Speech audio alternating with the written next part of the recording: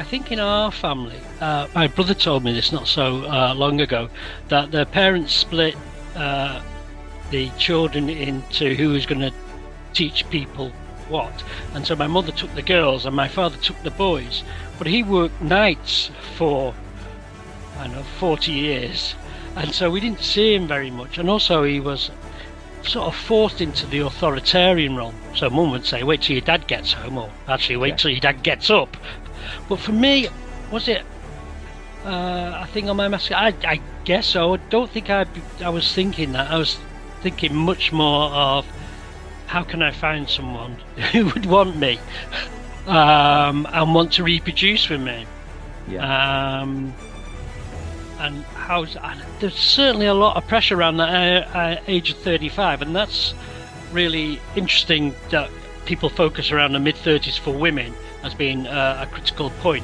But it's also a sort of critical point for men, because that's when sperm's efficacy starts to decline. Recognise sort of false gods. If we could do that. Okay, I like that. Recognise false gods. I like that. Yeah, I think that would help a lot. And actually, you're human, and we're variable, messy things, and that we change over time. I think there's something about a drive of being always the rock, the stable thing, and you're going to be like that all through life, which is lovely, but the environment around you is so variable. Better to be a bendy tree than a rock.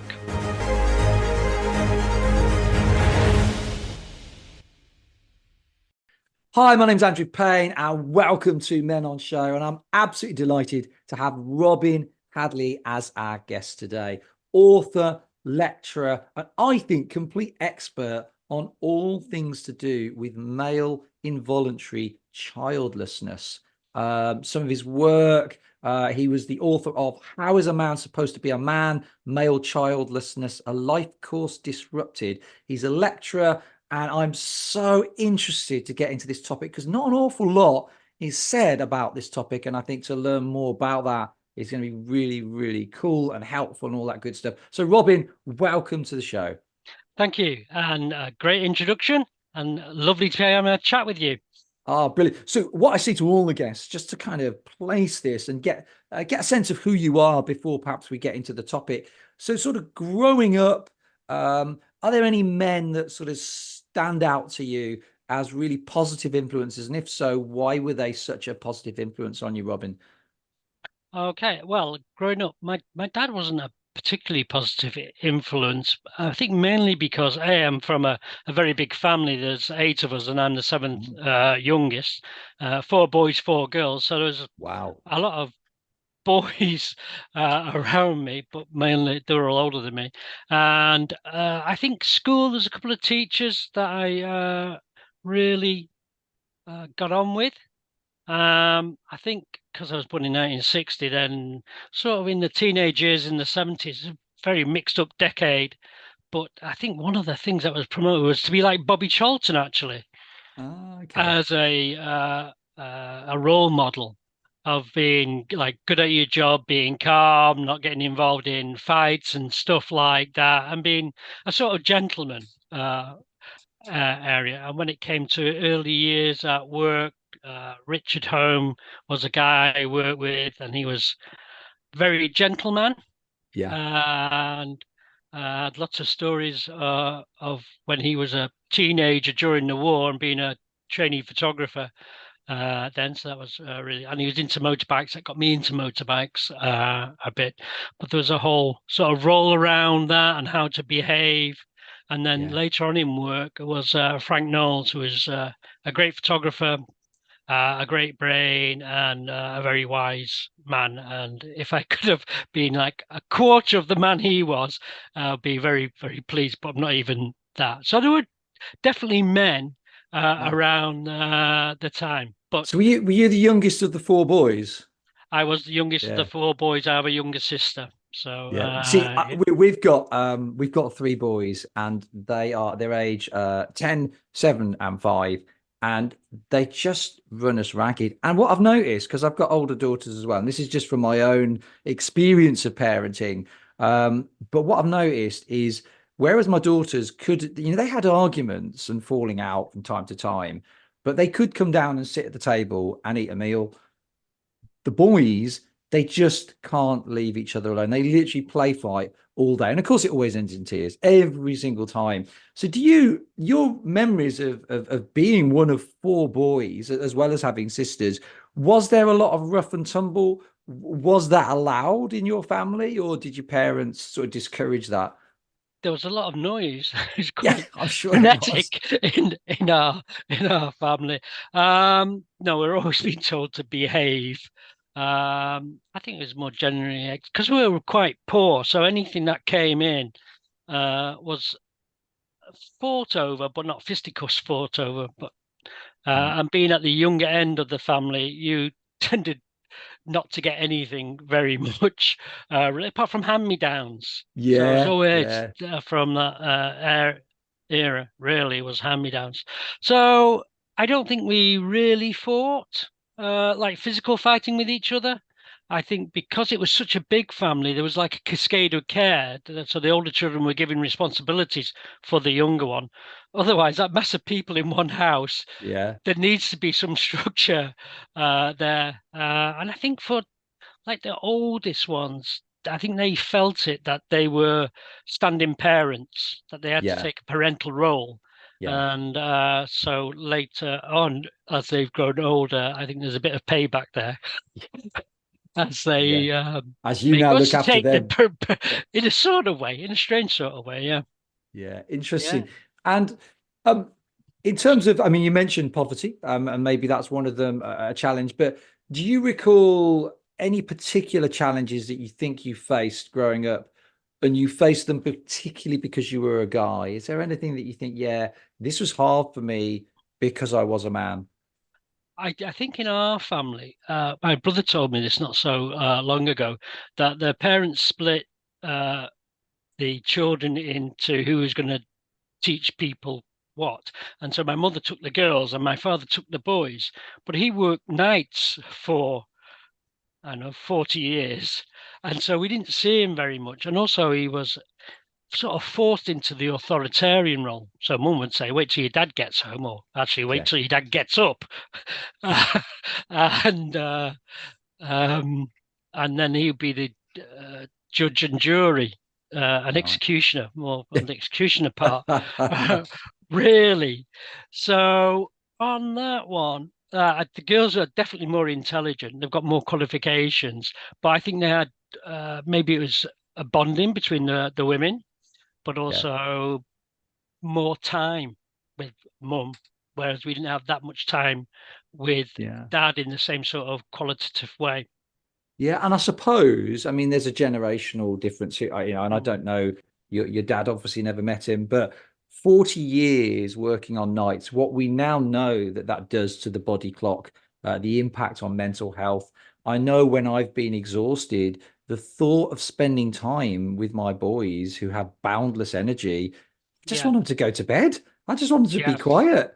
And so that must have been a challenge for him, sort of taking on that leadership role when he's working nights for so long. That must have been tough for him. absolutely. And also, he was in the printing industry at what was Thompson House in Manchester. It's now the Printworks social sort of bar place, but it was a massive printing, paper printing factory, really. And the thing with that sort of press industry was high alcohol Yeah, as a culture yeah, as well. And so he got kidney problems later on in life and died related to kidney failure. wow, But he was yeah, he'd be called obese now. I called him a big lad, but yeah, he was tall but heavy set would be another way yeah, of saying it.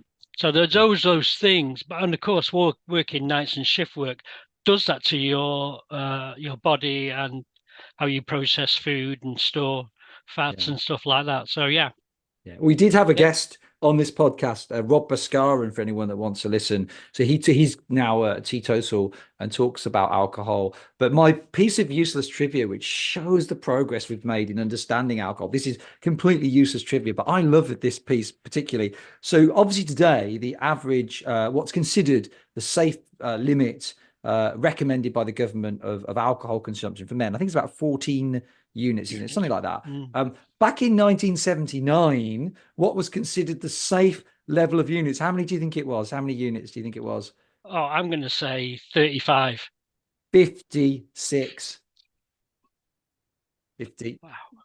So you realize we've made a lot of progress Yeah. on alcohol. But no, that must have been hard when you think about for your dad, the alcohol, the sleeplessness, a lot of children, poverty, Yeah. those challenges must have been tough. So moving on to the whole piece around childlessness, particularly given that you've grown up in such a big family, surrounded by so many siblings, that's your normality. I suppose that's your trigger, not your trigger, but your anchor for what you perhaps think family life is and what's considered normal. What was it? You did your PhD at Keele on childlessness. What prompted your interest in this topic? What was it that got you into this? Okay. Well, yeah, I'd like a lot of people. I grew up just thinking I'd become a parent. That was what was going to happen, and certainly my parents said that to me. At some point in my early teens, I wanted something, they didn't want me to have it, and they said, "Look, you're going to have to do these hard decisions when you're a parent."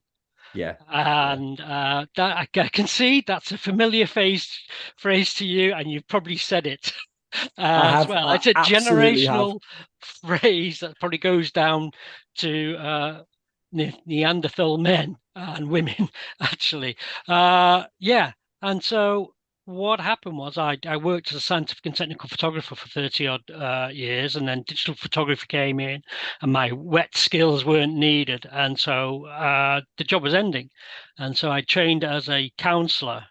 I left school with very few qualifications and wasn't very good, very confident around education. So I did counselling because you could do it in nice short blocks to build it up. And each block, I thought, well, I'll fail this. I'll be found out. And I'm still waiting to be found out. But it'll come, definitely, Yeah. probably next few minutes. And so I did a postgraduate diploma in counselling at Manchester University, and then took on the MA because counselling had to be something you experienced. And I was really broody in my 30s. I mean, terribly broody, like big heavy cloud on me about wanting to be a dad and not becoming one, and all my peers becoming parents, sort of at the drop of a hat, and feeling out of sync a lot at a distance, and also not knowing how to make the leap from one status to the next, and feeling sort of de-skilled and unskilled, and I guess unworthy. So it's a frustrating time. And so I did the MA and found out there was really nothing about men and their desire for parenthood. You know, compared to the vast amount there is around women and motherhood and the good bits and the bad bits and everything in between. So the drivers for men to become parents, where was that? And also actually men's experience. So you can do the big stats stuff to a degree, not that there's that many, but the actual experience, people's stories, there wasn't much there. So that's what got me into it. And then I did a self-funded MSc looking at levels of broodiness, because the sort of common thought or myth is that women are broody and men aren't bothered. My argument against that is, any species, let's go off planet because it's easier, where you need a male and a female, and either one of them is not interested in reproducing, that species is going to die out. And that hasn't happened to the human race. In fact, we've been particularly good at taking over the world and dominating stuff. So what is it there around not acknowledging men's desire for fatherhood? And why is it all around women and motherhood?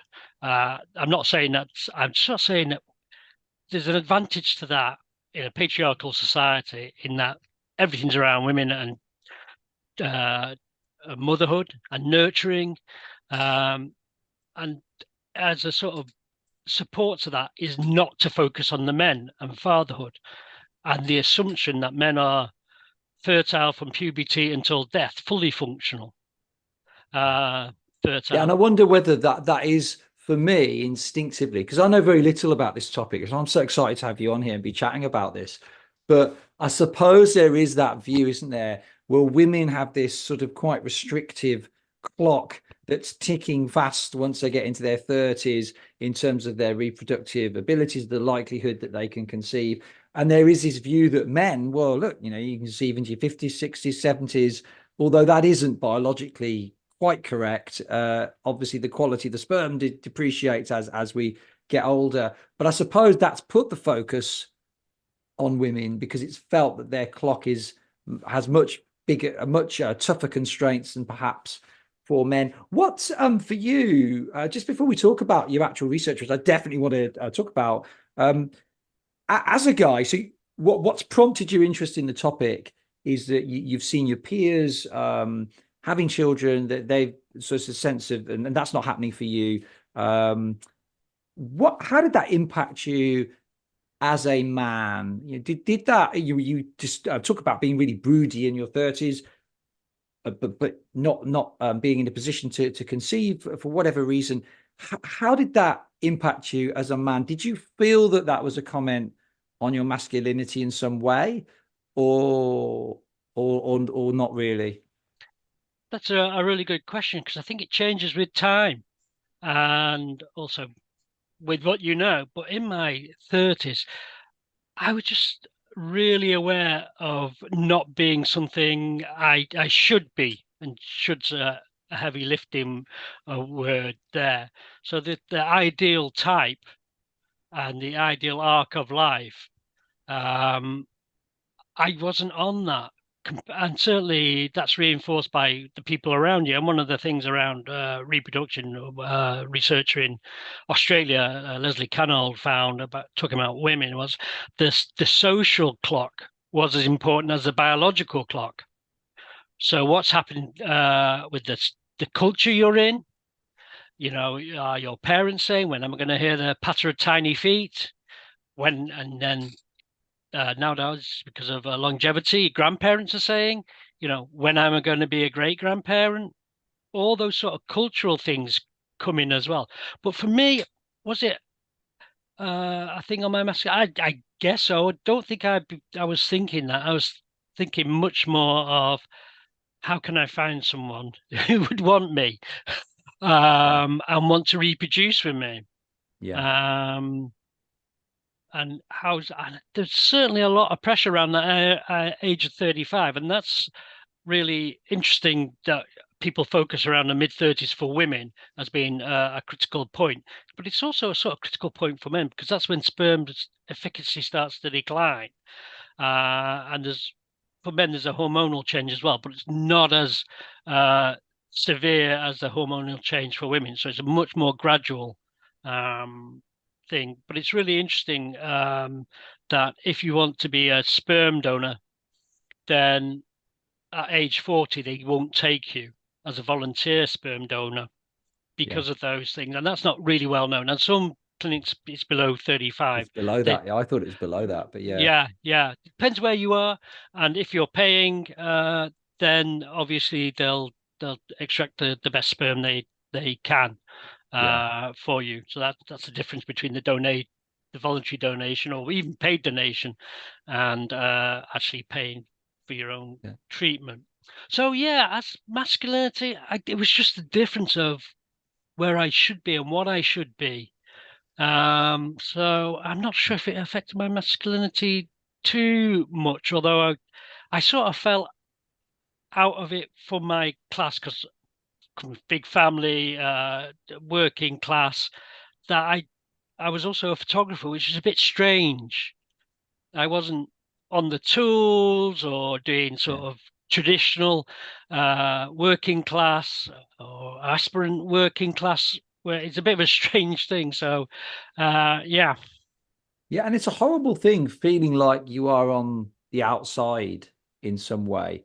that you don't have these connections, whether your job puts you on the outside, whether it's a family, like these milestones that you don't feel you've ticked that others have. Because when you're on the outside, I know when I felt on the outside, your brain starts creating all these stories about what people really think about you, and it can be hard to keep a really firm grip on perspective. Yeah. What just having in terms of your PhD, what would you say the key findings were? That piece of work that you did, what are like the kind of the headline things that you would say you found from doing your PhD on childlessness? Okay. For men, it's the silence around it. There's lack of narrative for men to occupy compared to women when there's lots of narratives, and some of them aren't really good, some are very negative, some are positive, but you can weave a story around it. For men, it's that lack that is really significant, because all the men I've spoken to have said there's something missing. And that's a really important little phrase, something missing, because there's something missing inside. So the ideal way of being, fitting in, but there also is the something missing in the social narrative that you can then build your identity around. So if you're chosen childless, there tends to be narratives around that. Again, more for women than for men, but some for men. They tend to be a bit binary. Yeah. But for circumstantial childless or involuntary childless, we've got to just acknowledge that anything to do with childlessness, the phrases you use, different people use different ones at different times. So trying to be inclusive, but we're not on a conference somewhere nice to discuss that for a week. So just acknowledging that. Yeah. So Yeah. on my PhD, that childlessness doesn't go away. The routes to childlessness are varied, and economics is an absolutely key one that's not often acknowledged. Class, the choice of partner, relationship type, and what happens in a relationship. All those are well, apart from class, are variables that change with time and with what's happening at a specific point. But there's something missing. There's a sadness there Yeah. and a difference. And one of the consequences of that, but actually came through for other men as well, as you get older, this fear of being seen a paedophile Oh, increases. really? That's so interesting. Absolutely. I'd never Absolutely. ever have guessed that. But now Yeah. you say it, you can see. So single male, Living it, on the street or in a block of flats, wherever. yeah, wow. So I'm And stunned because I just hadn't ever thought, but it makes complete sense. actually, some fathers feel that as well. Yeah, When there's a pajama party or something like that, they're very aware of being a male in a house with girls mainly, but young children, and then position themselves to be safe. yeah, One of my colleagues a few years ago said, my dad was coming round for Sunday lunch and he was a bit late. And I said to him, where you've been? He said, oh, I was playing football with some kids in the park as I walked through. So, well, you can't do that. You'll be seen as a paedophile.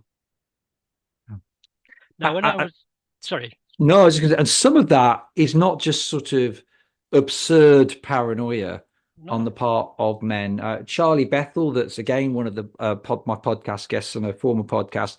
When they went to set up a shed, he didn't say where geographically.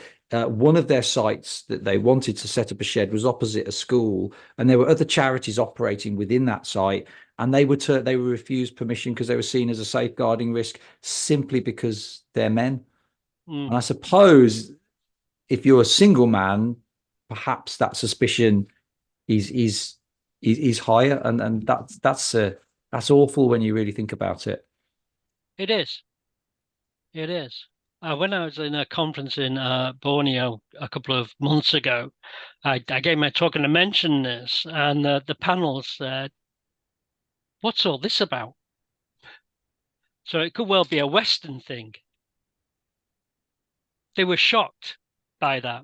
So there's definitely a social cultural thing Yeah. in there. What and then in terms of what's this all about? The Borneo About in reference older to the to paedophilia yeah, and yeah, older men. older men. Yeah, yeah. But Just it could wanted well to be that clarify that. the culture around family and inclusiveness of older people back into the family as they grow older uh, Yeah. is sort of highlighted there, I think.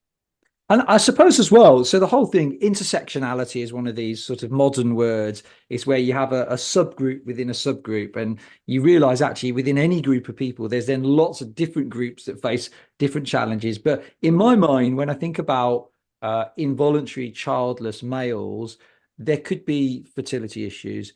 It could be that they struggle to find they're just not in relationships at all. They're not successful in navigating that world. It could be that they're in lots of relationships, but never one that's serious enough to consider children, although ideally they'd like children.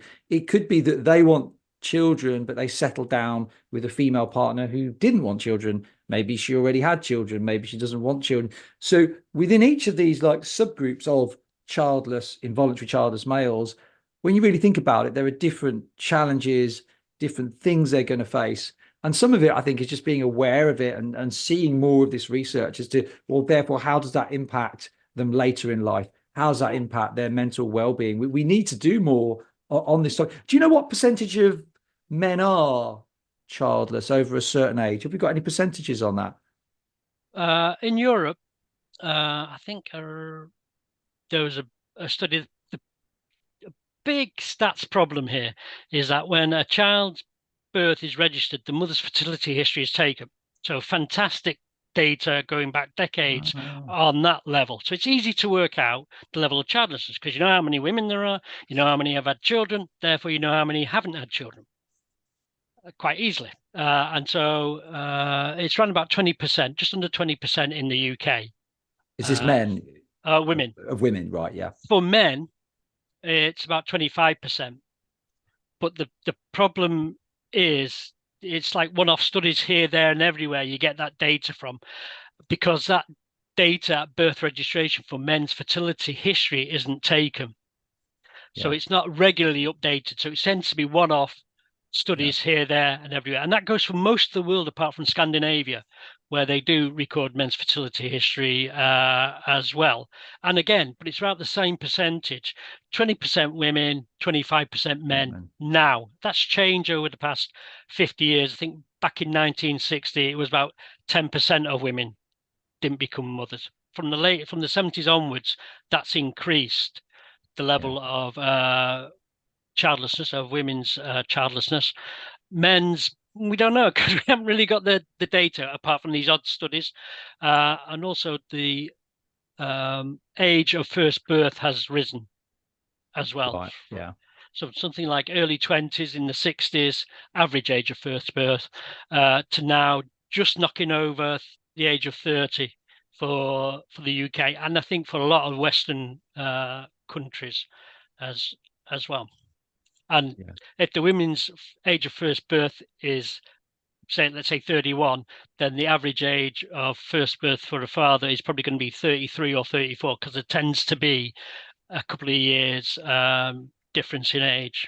But if we assume, and you've done some research, so we're not actually assuming, if we can say involuntary male childlessness has an impact on that man, on perhaps his mental his predictors, his future predictors, and all of that for sort of mental well-being, etc., then 25% is a lot of men. Actually, that's a huge group of the population, and you'd have thought, well, therefore, we definitely need to do more on this as a topic, research-wise.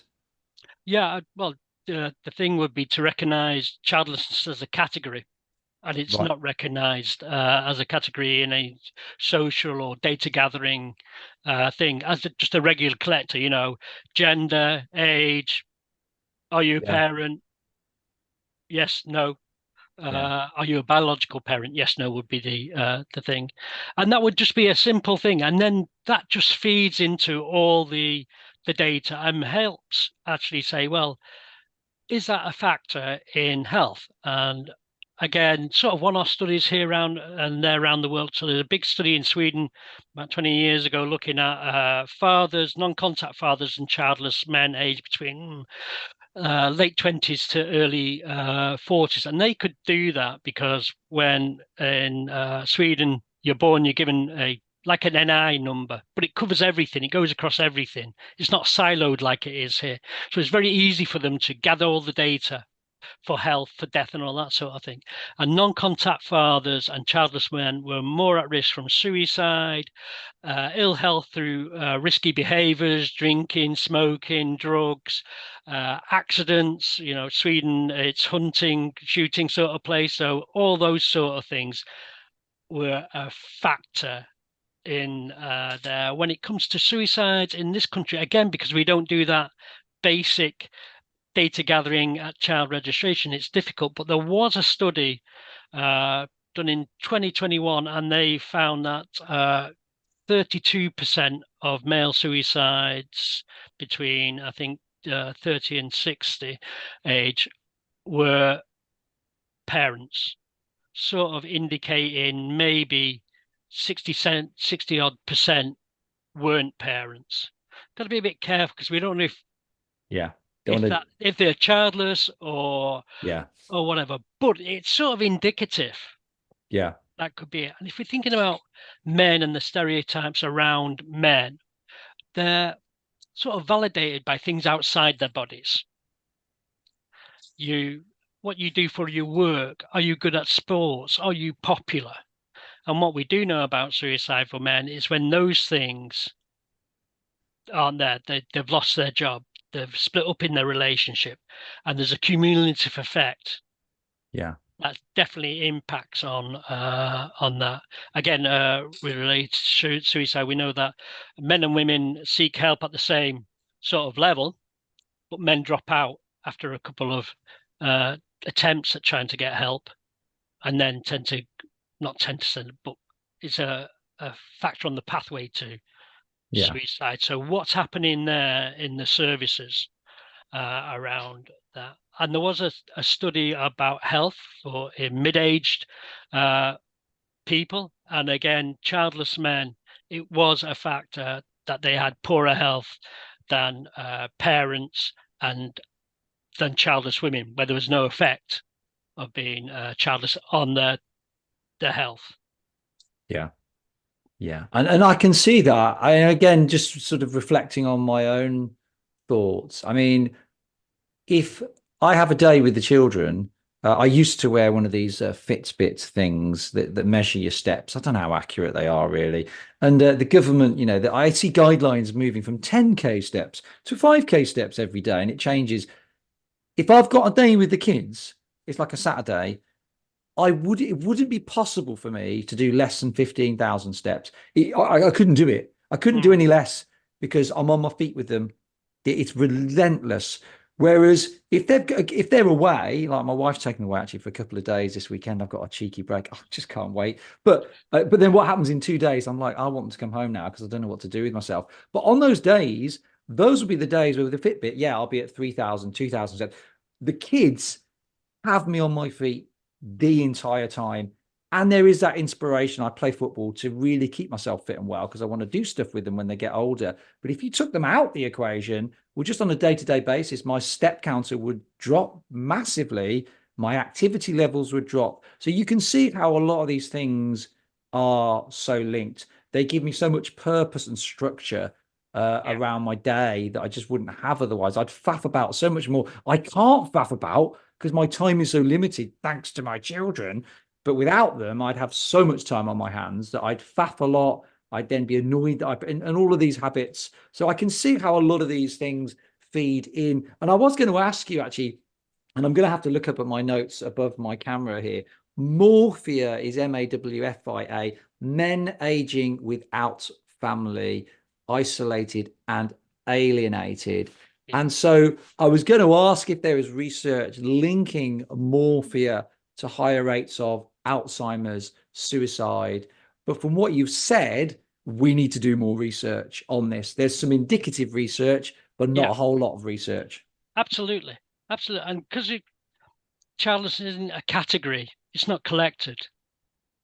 And that's really, really difficult. So it's really Yeah. difficult to get it off the ground. So, like I say, you go around all different bits where somebody's happened to do it or looked at it specifically, and that's great. But after a few years, people say, "Well, that's 5 years old. It's not representative of the whole population," and it's hard to generate then cash Yeah. for research. So.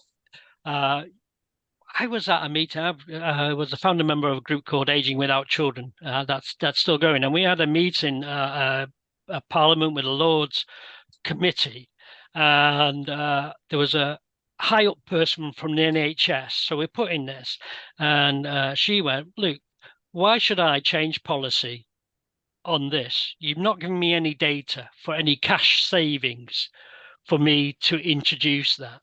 And we're like, well, there's like three of us and a pencil. Yeah. We don't have the resources. You're in charge of a big section of the NHS. Pick up a phone, get somebody in, said, "Luke, this could be a thing. Can we find out about it?" Yeah. But the thing was a block straight away. And also the block was around cash. You've got to prove there's going to be a cash savings. Well, actually, the ONS did a couple of reports in early 2000 looking at projections and said that in 2045, there's going to be a 30% increase in the level of childless women aged 85 and over. And this was a concern for health and care provision. Okay. Nothing on men, apart from acknowledgement there's not much data on men, but we don't think it's going to be a bit of a problem. Well, you just said you've got no data on them. So how do you know it's not going to be a problem? But from the data I've just said, there's probably more childless men and also more childless men as you grow older, as families split up, the men tend not to be involved, tend to get separated off. So you can be a childless man who's a parent, but you're effectively childless because you're not in contact. Yeah. Yeah. So in 2045, there's going to be a cohort of men knocking on the door of the social health and care services, and it's going, well, we haven't got capacity for you, because way back in the 2020s, they didn't recognize this as a population that's going to affect us. Yeah. So in a way, you've Sorry, answered. I've gone Yeah. much on a No, big no, theme no. there. You've actually. I think you've probably just answered the final question I was going to ask on childlessness. Just before we pivot towards the end of this podcast, I was going to say, I was going to ask you how we best support this group of men. Is there anything? In fact, I've got it written down. Is there anything the government should be doing, talking about? I'm presuming you're going to say, well, recognizing the group would be a very good start, so we can actually do some research. But is there anything Absolutely. else we can do on top of that? Doing this and just recognizing, I think, like for work, there's lots of stuff around parenthood, particularly motherhood. Becoming pregnant, lots of things kick in. I know there's paternity leave, but it's very much reduced compared to the rights Two around weeks. women. Yeah. In Yeah, the two UK, it's weeks. 2 weeks statutory. And then there's the social element around that. Can I afford to take that off? How will that look? Often that depends on your line manager. Yeah. If you're going through IVF, then the thing about IVF is it's not very successful. It's only about a 20% success rate. Sorry, I should have put a trigger warning there. If you're going through IVF, ART, a bit of a trigger warning. And it's very, very stressful. Even successful. IVF is really, really stressful. There's a lot of it focused on the women and the men as well. And when it fails, depression, arguments, all that sort of thing. There's a lot of stresses in there. But when it comes to the workplace, it's not really recognized Yeah. because you're not pregnant. You're in that sort of zone of not being a parent or not being pregnant, and you can't really go to your boss and say, well, we're trying. Yeah. Be very difficult. And they'll probably say, well, we've got no policy for that. Let us know when it's successful. But with IVF, there's usually, not usually, there's definitely a chance of miscarriage with IVF and baby loss. And that then, and it can happen multiple times, is a problem at work because it's not recognized. And certainly in one project I was involved in at MMU just a couple of years ago, one of the women said, my line manager said to me, but you've already had your bereavement leave for this year. So really, you can't have any more. You should be in, or you've got to take it off. So, but for men in work, what do we say about men and their desire to become a father? And how do we deal with that? How do men deal with other men? A couple of years ago, a couple of guys I used to work with are now profs. They were in their early 40s, so they'd done really well in their career. And they wrote to me separately and said, I've done really well in my career. I've got good post, good job, married, but I didn't know what I was missing until I became a dad. Yeah. And again, that key word, I didn't know what I was missing. Yeah. And that just says so much to me about what is missing out there and missing for men, that actually it's all in there. We have a feeling for it, but I almost no official or appropriate outlet until it actually happens. Yeah. That expression of feeling and desire, that's taken away from us at a very early age. Yeah. Yeah. Interesting. So moving slightly more broadly, just in the sort of last few minutes we have together, we know that men and boys are struggling in lots of areas. You only need to look at data around suicide, rough sleepers, prison population, education, mental health. Do you think men and boys are struggling? And if so, what do you think's at the heart of that? What's at the heart of that? I think they are, and I really do think it goes back to an early age of, if you look on Facebook at when a young boy is referred to as my little soldier, my little man, and sometimes the babies when it's like that. What is that saying about what else is coming through loaded around that? That's a sort of detachment. He's a man. He's 3 years old. It's not a man. If you a similar aged girl, my little princess, not my little woman. Yeah, you see princess all the time, And mums and dads. old and older women would then say, yeah, and I run an international firm with thousands of people, and I'm still my dad's princess. Yeah, Would be their thing. But that just shows something about how this thing about men almost get a concrete block put here as boys to say, okay, all that emotional stuff stays there. yeah. And it goes out through actions. So it feeds into that stereotype of men being judged by things outside themselves.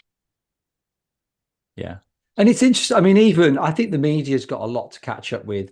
If you look at famous TV characters with jobs, Fireman Sam, Bob the Builder, Postman Pat, you don't have Mike the midwife. You don't have Penelope the pilot. If you look at Peter Rabbit, the BBC series of Peter Rabbit, for children's, lots of episodes about 20 minutes long. But look at the characters. Peter Rabbit never backs down, never gives up, adventurer, always got a plan. There's no emotional outlet that he's scared. He's never scared. The female characters have their pretty dresses and their little baskets that they go, well, the piece, Old Brown the Owl, Tommy Brock the Badger, Mr. Todd the Fox, they're all male. Mr. McGregor, male. They're all the baddies. So the males are the bad. So I think there's a lot of character sort of stereotypes within children's TV which don't help us. I think the media TV have got a lot of catching up to do, I think, to fully create, I'm trying to think of my words here carefully, but to catch up with what's possible for men, women, people to celebrate the fact that actually we, men are also emotional creatures. We get scared. It's not a bad thing to get scared. To put that across in some of their messaging, to encourage boys as well as girls to be actually expressing how they feel. Actually, I'm scared, and it's okay to feel that. I don't feel there's a lot of that. I feel like there's more work to be done there. I think also, I'm just thinking back when you said about boys today and me in the 70s and role model being Bobby Charlton. There was no computers, no social media, and 3 channels on the TV. If you had a TV, it was a lot different, and ways of being were sort of limited. As a working class lad, I was going to get a job. I was going to get find a girl, get married, and have a family. And that was my life arc. But now, for I think younger men, lots of people trying to sell you stuff. And they're trying to sell you stuff. And what they sell is the ideal. You never sell the burger, you sell the sizzle. Yeah. So, and you look at the adverts, I know, for cars. These cars magically appear. The people who are in them don't seem to have jobs, just seem to be rocking around having a good life. It's not based on reality, but those adverts are very carefully crafted and very targeted. And I think there's something around the targeting of young people and what that is about that's harmful, because you're putting out lots of little ideals. And the thing about ideals is they're hardly ever achievable. And once you get there, there's another one, or it's not the ideal you thought it was. It's so true. If you see like a BMW, for example, or a Jag, a brand new advert, a car, and it's an advert, the person driving it is always going to be good looking and suave and sophisticated. They're not going to be overweight with a string vest on, are they? It's not going to be full of clutter and junk because the kids have been sick in the back and there's crisp packets in it. It's just this idea of perfection that isn't real. Absolutely. And there'll be an attractive other. Yeah, always. Yeah. Always an attractive other. Yeah. Yeah. Magically. So how do we help men and boys? If there's one thing that we could do for men and boys to try and address some of these awful stats, to create a more rounded, better emotional well-being for men, what's one thing we could easily do? I think recognize sort of false gods. If we could do that. And okay, actually, I like that. Recognize false gods. I like that. Yeah, I think that would help a lot. And actually, you're human. And we're variable, messy things, and that we change over time. I think there's something about a drive of being always the rock, the stable thing, and you're going to be like that all through life, which is lovely, but the environment around you is so variable. Better to be a bendy tree than a rock. Brilliant. Normally, I ask guests for a final one sentence to inspire us, but I think you've just said it. Better to be a bendy tree than a rock, because we have this very variable environment. Anything can happen. Often we have false expectations that aren't met. So we need to be able to flex with what is real. Yeah. Cool. Amazing. Robin, it's been an absolute pleasure having you on the show. How can people find out about your work or connect with you? Where can they go? They can go to robinhadley.co.uk, my website. Just Google me and I should rock up in all my beauty. In all your beauty. And just so that we know, actually, Robin is R-O-B-I-N? I-N, yes, indeed. And Hadley, H-A-D-L-E-Y. Yeah. Perfect. Robin, it's been a pleasure having you on the show. Thank you so much for your time. Thank you for giving me the opportunity. I really enjoyed it.